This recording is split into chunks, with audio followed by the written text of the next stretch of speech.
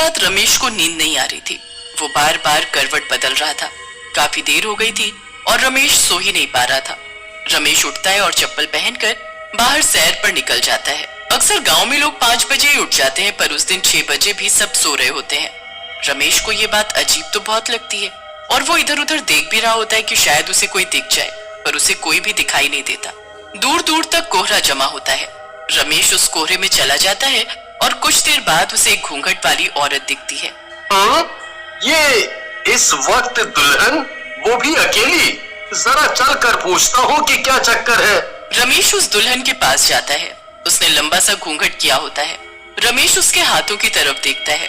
उसके हाथ बेहद ही खूबसूरत होते हैं और चूड़ियों में तो वो और भी ज्यादा खूबसूरत लग रहे होते हैं। रमेश तो उनको देखता ही रह जाता है। उसके बाद वो उससे धीरे से पूछता है, कौन हो आप और यहाँ ऐसे अकेले? मेरा नाम माया है। मैं इस गांव की नहीं हूँ, पास वाले गांव से हूँ। यहाँ मेरी मौसी रहती है, तो बस मैं तो उससे मिलने आई थी। पर इतनी सुबह? सुबह नहीं, अभी तो रात के 2:30 बजे हैं। क्या? पर मैंने तो घड़ी में टाइम देखा था। लगता है घड़ी रुक गई थी। अभी मैं सोचूं कि कोई गांव में अभी तक उठा क्यों नहीं।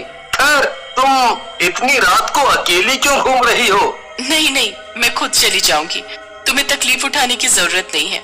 अच्छा ठीक है, पर क्या तुम इस घूंघट को उठा नहीं सकती? मतलब ऐसे ही, वो मुझे लगा मैं इतनी देर से तुमसे बात कर रहा हूँ और तुमको देखा भी नहीं। क्या सच में तुम मेरी शक्ल देखना चाहते हो? ठीक है, फिर ये देखो। माया इतना कहते ही अपना घूंघट ऊपर कर देती है और रमेश उसकी शक्ल देखकर दूर पीछे जाकर गिरता है। उसके सामने कोई खूबसूरत औरत नहीं, बल्कि एक भयानक शक्ल वाली चुड़ैल खड़ी होती है।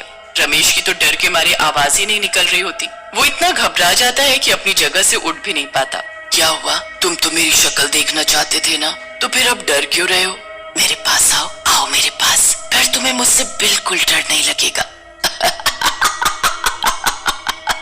नहीं नहीं, मुझे जाने दो, मुझे जाने दो। जो एक बार मेरी शक्ल देख लेता है, फिर हमेशा के लिए मेरा हो जाता है। अब तुम कहीं नहीं जा सकते, अब तुम मेरे हो, सिर्फ मेरे।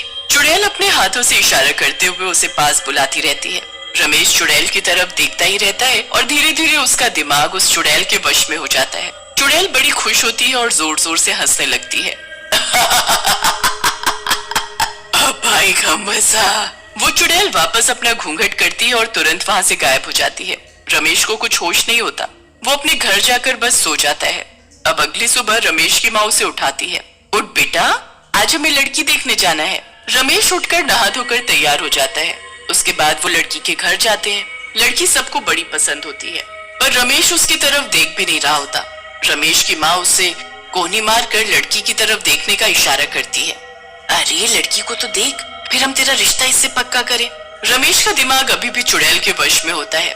वो जैसे ही उस लड़की को देखता है, उसका गला पकड़ लेता है। सब लोग ये देखकर हैरान हो जाते हैं और उस लड़की को रमेश के हाथों से जैसे तैसे छुड़ाते हैं। ये क्या हरकत की है तूने? मैं सारी लड़कियों को मार डालूंगा। जो भी मेरे सामने आएगी, सबको मार डालूंगा।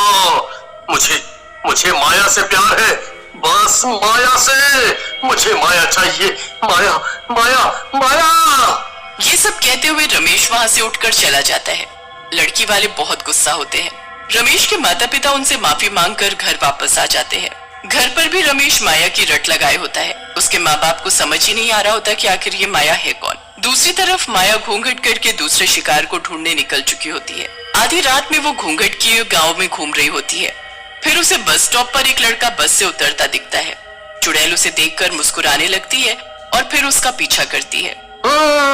ऐसा क्यों लग रहा है कि कोई तो है मेरे पीछे? मोहित एकदम मुड़ता है तो उसके पीछे वही घूंघट किए चुड़ैल चल रही होती है। मोहित पहले तो घबरा जाता है, पर फिर वो उससे पूछता है कि वो यहाँ क्या कर रही है। चुड़ैल उसे भी एक झूठी कहानी सुनाकर अपनी बातों में फंसा लेती है। मोहित पूरे रास्ते उससे बातें करता जाता है, पर आखिर में वो भी वही गलती कर देता है जो रमेश ने की थी।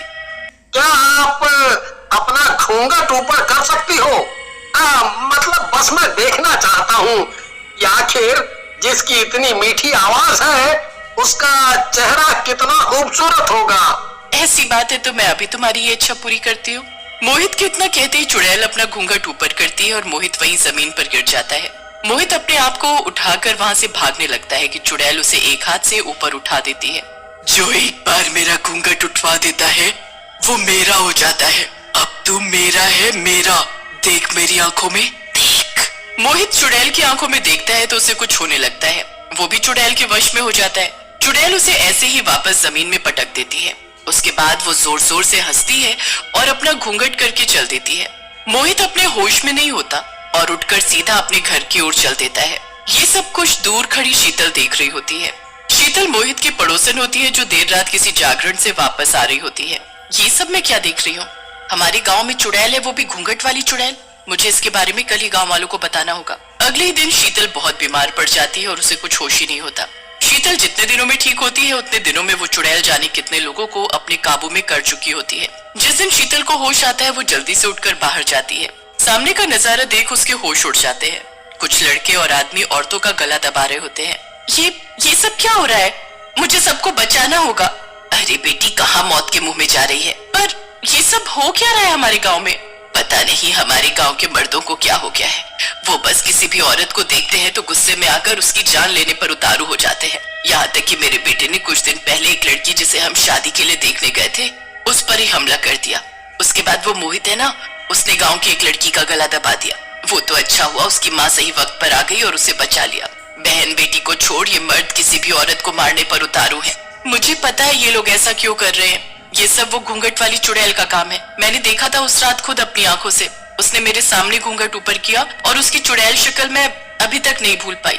उसने मेरे सामने मोहित को वश में किया। मैं घर आकर किसी को कुछ बता पाती कि मैं खुद ही ऐसी बीमार पड़ी कि मुझे आज होश आया। पर अब हमें उस घूंघट वाली चुड़ैल को पकड़ना होगा और सब कुछ ठीक करना होगा। तो चलो अभी गांव के पंडित जी के पास। दोनों जल्दी से पंडित जी को उस चुड़ैल के बारे में बताते हैं। क्या उसका इंतजाम करना कोई आसान काम नहीं है। वो चुड़ैल हमेशा की तरह आज रात भी घूंघट में बाहर निकलेगी। बस तुम्हें कैसे भी करके उस औरत के पल्लू का कोना काट कर लाना है। ये तो बहुत मुश्किल काम है। वो चुड़ैल बस गांव के आदमियों के पास ही आती है तो मैं कैसे कर पाऊंगी ये सब? अभी तो कहा था कि मुश्किल काम है। पर अगर गांव को उस घूंघट वाली चुड़ैल से बचाना है तो ये तो करना ही पड़ेगा। शीतल और रमेश की माँ घर आ जाती हैं। शाम तक इसी के बारे में सोच सोच कर उनका सर दर्द हो जाता है, पर उन्हें कुछ समझ नहीं आता कि आखिर वो किसको भेजे। कोई भी चुड़ैल का नाम सुनकर जाने को तैयार ही नहीं होता। फिर शीतल के दिमाग में एक आइडिया आता है। वो रमेश के कपड़े पहनकर और अपने सर पर पगड़ी बांधकर और नकली मूछें लगाकर लड़का बन जाती है और निकल जाती है आधी रात को उस घूंघट वाली चुड़ैल की तलाश में। डर तो उसे बहुत लग रहा होता है, पर वो हिम्मत करके चलती जाती है। काफी देर बाद उसे वो घूंघट वाली चुड़ैल मिल जाती है। वो शीतल के पास आकर उससे बातें करने लगती है। मेरा नाम हरिया है। मेरे पेट में दर्द हो रहा था तो बस मैं टहलने निकला था। अच्छा, तो मैं कुछ मदद करूं? नहीं नहीं नहीं, अब तो ठीक है। चुड़ैल काफी देर तक शीतल को हरिया समझ उससे बातें करती रहती है। शीतल की नजर चुड़ैल के पल्लू पर होती है जिसे उसको काटना होता है, पर उसे समझ ही नहीं आ रहा होता कि वो ये काम कैसे करे। तुम पहले ऐसे आदमी हो जिसने अभी तक मेरी शक्ल देखने को नहीं बोला। शक्ल में क्या रखा है? मुझे तुम्हारी शक्ल देखने में कोई दिलचस्पी नहीं है। शीतल बहुत डर जाती है। चुड़ैल उसे अपनी शक्ल दिखा दे उससे पहले वो अपना पैर अड़ाकर उसे गिरा देती है। आह, ये क्या किया तुमने? मुझे गिरा दिया। चुड़ैल का घूंघट उसके चेहरे से हट जाता है, पर उससे पहले शीतल उसका पल्लू का टुकड़ा काट चुकी होती है। शीतल जल्दी से वहां से भागती है। तभी उसकी पगड़ी गिर जाती है और उसके बाल खुल जाते हैं। मतलब तू लड़का नहीं लड़की है? तूने मुझे पागल बनाया। तेरी ये हिम्मत, मैं तुझे जिंदा नहीं छोड़ूंगी। तू मेरा कुछ नहीं बिगाड़ सकती। तेरा पल्लू का ये टुकड़ा मेरे पास है। अब तू मेरी कैद में है हमेशा हमेशा के लिए। नहीं नहीं नहीं, ऐसा नहीं हो सकता। ऐसा ही है।